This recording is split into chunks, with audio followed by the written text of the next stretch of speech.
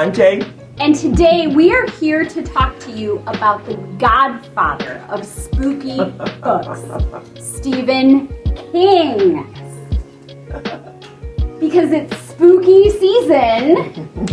Before he was an author, he was a high school English teacher, because of course he was, in Hamden, Maine. And he wrote short stories and then his first full-length novel, Carrie. Yes. 50 years ago, 1974. Isn't that amazing? And his first novel was a banger, as they would say out in Maine, of a hit. And he quit his teaching job and started writing books. And he writes across a variety of genres. He writes mystery but he's so prolific. I mean, I think he writes about a book a year, sometimes two. He has a total of 87 books now, I believe. But back to Carrie, which was his first book. So it's set in a high school, and it's about a girl who gets bullied. Yes. And throughout that experience, which of course it's a movie, I'm sure many of you have seen it, she gets the ability to move things, which is called telekinesis. Yes. Yes, and it's about what she does with all of that. So that she can kind of stop that bullying and push back on it. So it's some fantasy, science fiction, supernatural, paranormal. He writes mystery. And definitely a little scary. Yeah, I'm going to tell you about one of my favorite books, which is the book Firestarter. Okay. And it's one of the first books I actually had taken away from me as a 14-year-old and had to say by a relative, you can't read that. And my dad said, I gave her that book.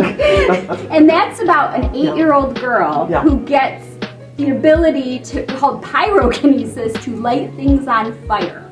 Her parents were both participated in a government workshop thing where they take a drug and they get superpowers, and then when they get married and have a baby, their baby has superpowers. And the government wants to take control of them.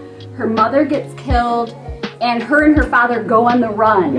And it's about them trying to stay away from the government and him trying to keep her from lighting everything on fire while they do it. So as we look through this spooky season, Stephen King has books that are mystery, suspense, science fiction, dystopian. And I think there's a lot that people reach for, like The Shining. The Stand. It is a popular one. Very but popular. We also have so many other titles. Yes. By him.